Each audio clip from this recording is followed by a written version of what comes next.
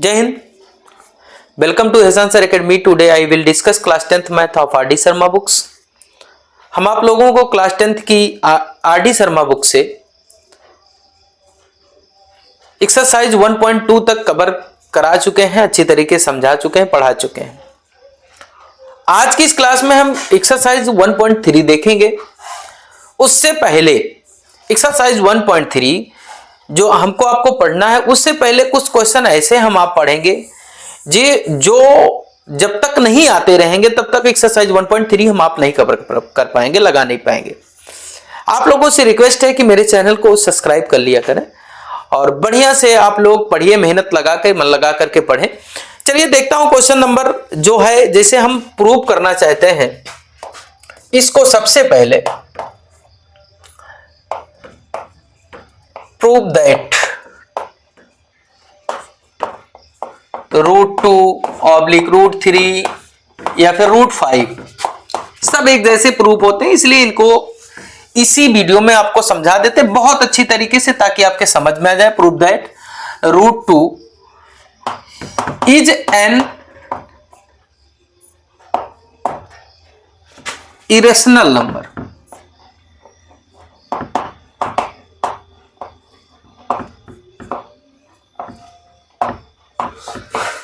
इसको प्रूव करना है कि √2 √3 √5 मतलब किसी एक का, जैसे √2 है या फिर √3 है या √5 है, ये इरेशनल नंबर तो है ही, हम जानते हैं, लेकिन हमको इसको प्रूव करना है। ठीक है भैया। तो इसको प्रूव करने के लिए कोई फार्मूला नहीं है कि फार्मूला अप्लाई करेंगे हो जाएगा। इसको जानिए सबसे पहले कि इरेशनल एंड रेशनल क्या होता है। ठीक है ना। अगर कोई फ्रैक्शन के फॉर्मेट में लिखा है और उसका एचसीएफ निकालते हैं और 1 आता है तो वह रेशनल नंबर होता है। जैसे 2/3, 2 और 3 का जब हम एचसीएफ फाइंड करेंगे तो उसका एचसीएफ 1 आएगा, इसलिए इसको रेशनल नंबर कहते हैं। ठीक है। अगर एचसीएफ 2 नहीं आएगा, बात समझे, 1 नहीं आएगा, अगर कुछ और आता है, 2 आएगा, 3 आएगा, कुछ भी आएगा, तो वो इरेशनल होगा, ना कि रेशनल होगा। ठीक है ना। तो यहां पर हमको आपको देखना है, सबसे पहले हम आप यहां पर देखेंगे √2 को इरेशनल प्रूव करेंगे। इसमें 2-3 लिख दिए हैं, कंफ्यूज नहीं होना है, सब अलग अलग चीजें। जैसे √2 को प्रूव कर लेंगे, √3 को इरेशनल प्रूव कर लेंगे, √5 को प्रूव कर लेंगे। जो आज मेथड हम आपको बताने चल रहे हैं, जो तरीके से आप लोगों को समझाने चल रहे हैं, कोई मानना वरना कुछ नहीं, ओनली कॉन्सेप्ट की बातें आज चलेंगी यहां पर आज की क्लास में। चलिए देखता हूं। सबसे पहले हमको ये देखना है कि हम, जैसे ये √2 है, √2 इरेशनल है, कोई फार्मूला कोई यूज नहीं करना, केवल कॉन्सेप्ट आपको समझना है। जैसे √2 को हमको इरेशनल प्रूव करना है, हम √2 को रेशनल मान लेते हैं। Let √2 is a rational number.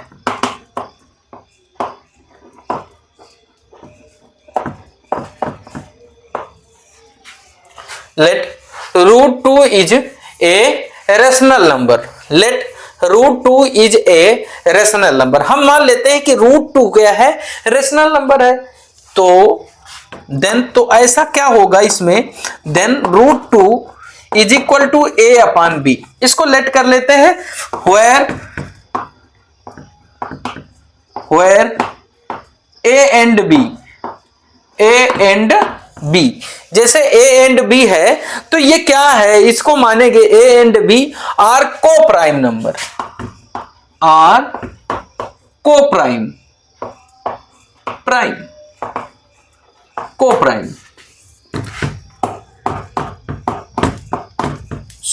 कुछ इस प्रकार से को प्राइम किसे कहते हैं, थोड़ा सा इसमें हम समझा देते हैं आपको।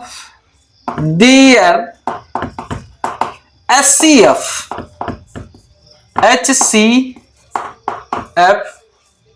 इज 1, मतलब जैसे कि √2 को हमने मान लिया कि रेशनल नंबर है, बात समझे आप। √2 को हमने मान लिया कि ये आपका रेशनल नंबर है। अगर ये रेशनल है तो इस फॉर्मेट में होगा। इसी में थोड़ा सा और लिख दें कि यहां पर और थोड़ा सा लिख देंगे, it means it means there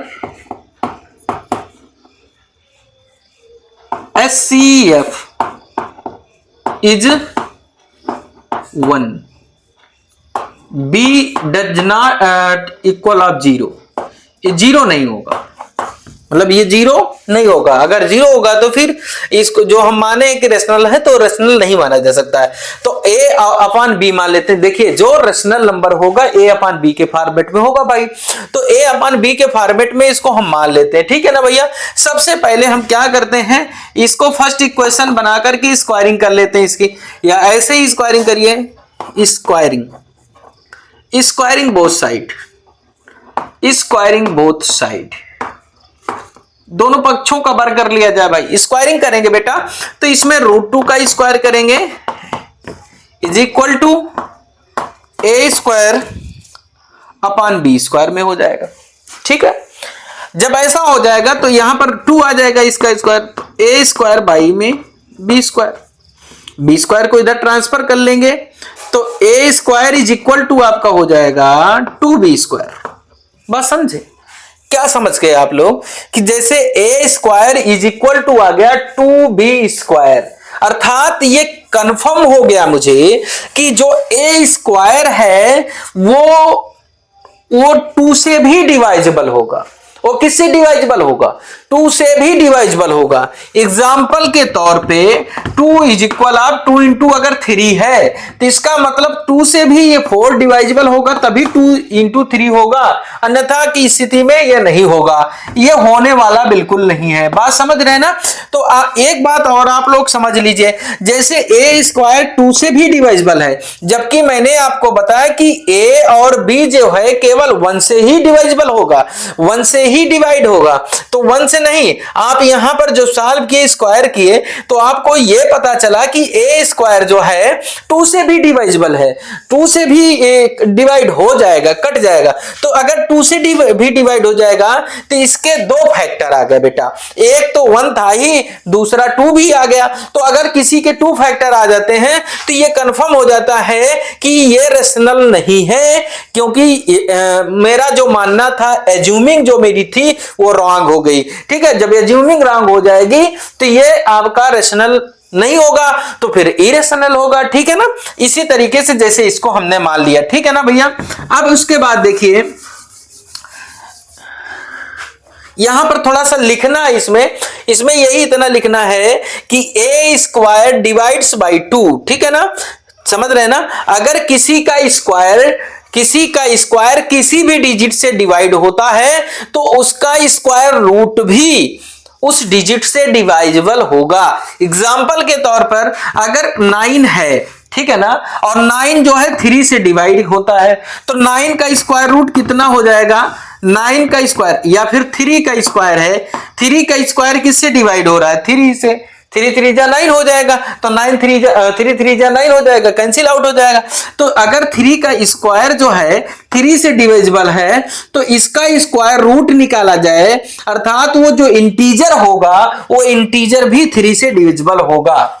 मतलब कोई भी इंटीजर का स्क्वायर अगर किसी भी इंटीजर से डिविजिबल है तो उसका जो इंटीजर होगा वो भी उस इंटीजर से डिविजिबल होगा। जैसे कि ये a स्क्वायर जो है 2 से अगर डिविजिबल है, क्योंकि 2 इंटू है b स्क्वायर, तो b स्क्वायर कुछ भी उससे कोई मतलब नहीं, लेकिन जो भी रखा जाएगा वो इसको डिवाइड करेगा कि नहीं करेगा, तो इसलिए ये ऐसा हो गया। तो यहां लिखेंगे, केवल थोड़ा सा लिख लेंगे इसमें कि यहां पर लिख लेंगे कि a square is divisible by, since a square divides by 2, ठीक है ना। So a divides 2। भैया अगर a स्क्वायर 2 से डिविजिबल है तो डिवाइड है तो 2 भी मतलब a भी जो होगा वो भी 2 से डिवाइड होगा, ठीक है ना। अब देखो यहां पर जैसे इतना हमने कर लिया तो हम लेट इसमें कर लेंगे, कुछ नहीं, जैसे भाई डिवाइड है तो a is equal of 2c कर लीजिए ना भाई। 2c कोई नंबर होगा, जैसे a स्क्वायर इज इक्वल आप 2b स्क्वायर है, तो इसमें भी तो कुछ होगा ना 2 करके, 2 इंटू करके, तो 2c हो जाएगा, a is equal to 2c हो जाएगा। अब इसी को पुट कर दीजिए यहां पर, ठीक है ना, इसमें पुट कर दीजिए इक्वेशन नंबर फर्स्ट में, ठीक है ना, इसको इक्वेशन नंबर फर्स्ट बना लीजिए और इसमें पुट कर दीजिए बेटा। तो a is equal of two putting on equation first, equation first में पुट करें। इक्वेशन फर्स्ट में अगर पुट करते हैं तो a के वैल्यू 2c हो जाएगी, 2c का स्क्वायर हो जाएगा is equal to 2b square हो जाएगा, 2 का स्क्वायर 4 हो जाएगा, c square is equal to 2b square हो जाएगा। 2 को ट्रांसफर कर लीजिए, b square is equal of 4c square by में आपका क्या हो जाएगा 2 हो जाएगा, ये कैंसिल आउट करेंगे तो 2c स्क्वायर हो जाएगा, b square is equal to क्या हो जाएगा 2c स्क्वायर हो जाएगा। समझ रहे हैं आप लोग ना, क्या हो जाएगा भैया 2c स्क्वायर हो जाएगा। अब यहां पर देखिए b स्क्वायर भी 2 से डिवाइजेबल है, b स्क्वायर भी 2 से डिवाइड्स हो रहा है। अगर b स्क्वायर 2 से डिवाइड्स हो रहा है तो b भी 2 से डिवाइड्स होगा, क्योंकि किसी इंटीजर का स्क्वायर अगर किसी इंटीजर से डिवाइड्स होता है तो वो इंटीजर भी उस इंटीजर से डिवाइड होगा। बात समझ रहे हैं ना, यहां पर यही चीज आपको करना है। आपने क्या किया, इतना माना, ठीक है ना, उसके बाद देखिए आपने क्या माना था इसमें कि a अपान b क्या है, कोप्राइम नंबर है। कोप्राइम इसलिए है क्योंकि उसका फैक्टराइजेशन जो करेंगे तो उसका फैक्टराइजेशन ओनली 1 आएगा और कुछ नहीं 1 आएगा। लेकिन आया क्या इसमें देखिए 2 भी आ रहा है, तो यहां पर आप लिखेंगे since b square is divides, या केवल डिवाइड्स लिखें, divides b square divides by 2, ठीक है ना, सो b डिवाइड्स बाई 2, ठीक है ना भाई। देखिए ए जो है वो उसका केवल एक फैक्टर हमको मिला, हमने कहा कि ये ए जो √2 है ये इज ए रेशनल नंबर, मतलब √2 एक रेशनल नंबर है। अब हमको मिला क्या कि हम देख रहे हैं कि भाई रेशनल नंबर है तो उसका कॉमन फैक्टर जो होगा 1 होना चाहिए, अर्थात वो कोप्राइम नंबर होना चाहिए। हमने ठीक है मान भी लिया कि कोप्राइम नंबर है ए एंड बी का एचसीएफ 1 आएगा, ये भी मैंने मान लिया, एज्यूम कर लिया। अब यहां पर नीचे देखिए क्या आया कि b जो है 2 से डिवाइड्स है, a भी क्या है आपका 2 से डिवाइड्स है, ठीक है ना। अगर ये है तो इसको इक्वेशन नंबर 2 बना दीजिए, यहां पर जो है इक्वेशन नंबर 2 इसको बना लीजिए, ठीक है ना। इक्वेशन फर्स्ट से आप देख रहे हैं कि a स्क्वायर डिवाइड्स है 2 से, और b इक्वेशन सेकंड से आप देख रहे हैं कि आपका 2 डिवाइड्स है, मतलब b स्क्वायर भी डिवाइड्स है 2 से, ठीक है ना। तो आप यहां पर लिखेंगे b obtain that b from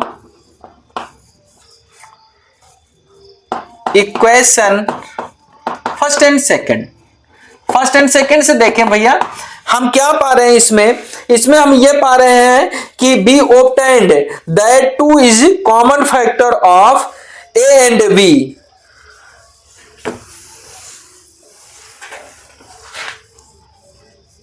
B लिख देंगे इसको, समझ गए सब लोग ना, सब लोग समझ गए ना।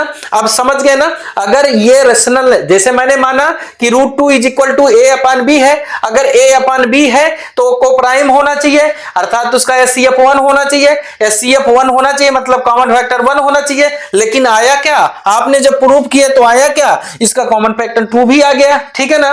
तो हम यहां लिखेंगे बी ऑब्टेन, इसको लिखेंगे be obtain that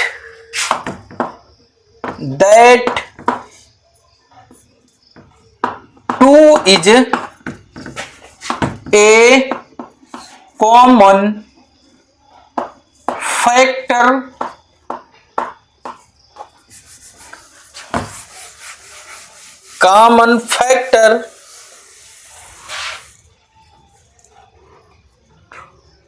of A and B, A and B, ठीक है ना। बट जो हमने एज्यूम किया था वो रॉन्ग है, ठीक है ना। दिस कंट्राडिक्ट्स, बट इसमें के बाद लिखना है कि मतलब जो मैंने माना था कि ये रेशनल नंबर है वो रॉन्ग है। दिस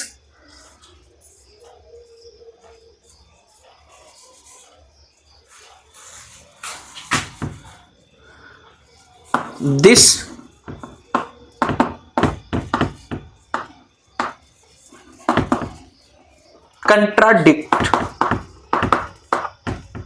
ऑफ फैक्ट, विरोधाभास है, ठीक है ना। फैक्ट समझ गए ना आप लोग। From equation first and second से आप देख रहे हैं कि बी ऑब्टेन्ड दैट, हम पा रहे हैं, क्या पा रहे हैं, 2 is a common factor of A and B but this contradicts मतलब विरोधाभास है ऑफ फैक्ट्स। जो मैंने फैक्ट्स माना था कि √2 is equal to A upon B is a rational number, वो रॉन्ग है, विरोधाभास है। सो √2 is an irrational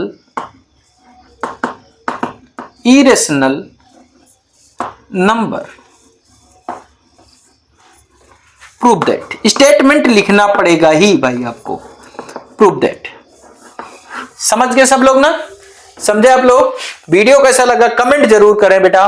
और आप √3 और √5 का जो सॉल्यूशन है, मतलब इसको आप इरेशनल प्रूव करके कमेंट करके बताइए कि हमने प्रूव किया, ठीक है ना। करके तब ईमानदारी से आपको बताना है कि हमने प्रूव किया, ठीक है ना। वीडियो देखने के लिए थैंक यू वेरी मच।